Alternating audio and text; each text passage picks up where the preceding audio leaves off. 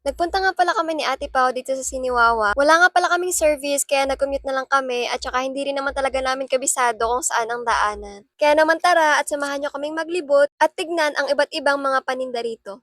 So ayun guys, first time nga namin pumunta dito pareho, kaya bahala na kung anong mangyari. Basta makapaglibot at makakain ng masarap, okay na yon siguro. Nakakatawa pala pag nagsama ang dalawang mahiyain dahil hindi namin alam kung anong i-expect.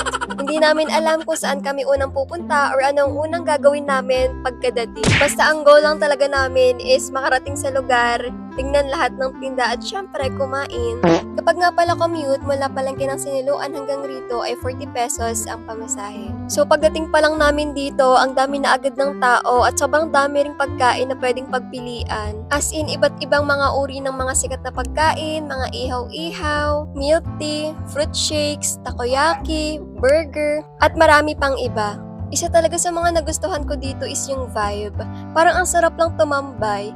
Yung tipong kahit maglakad-lakad ka lang habang tumitingin sa mga paninda, hindi ka talaga mabubore. Tapos habang gumagabi, mas lalo pang dumadami yung mga tao. Kaya mas nagiging lively yung place. At syempre, kung content creator ka at mahilig din talaga mag-video, sobrang gandang kuhanan dito ng drone shots. Napapalibutan kasi siya ng rice fields, kaya ang linis tingnan mula sa taas. Ang sarap lang talaga sa mata.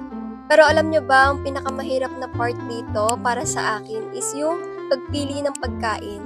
Kasi sobrang dami ng options. Parang lahat gusto kong tikman kahit alam kong hindi naman talaga ako malaking kumain. Yung tipong bawat madaanan mo, mapapasabi ka na lang ng, uy, mukhang masarap din to ah. Kaya ayun nga, so ang nagustuhan ko ang bilhin is itong fresh fruit shake para good sa health. Avocado flavor nga pala yung sa akin at mango yung kay Ate Pao. Yum yum! At syempre, pagkatapos na bumili ng shake ay bumili na rin kami ng mainam na partner dito. So, ang napili ko ay itong sisig with rice at yung kay Ate Pao naman ay yung shawarma rice. So, hindi ko na nga pala na-videohan yung pagbili ni Ate Pao ng shawarma rice dahil nakalimutan ko. Sorry na. So, after nga pala namin bumili ng food, ay syempre naghanap lang kami ng magandang spot kung saan kami papesto para kumain. And of course, after namin kumain at mag-ikot, umuwi na rin kami kasi gabi na at commute lang din kami pa uwi.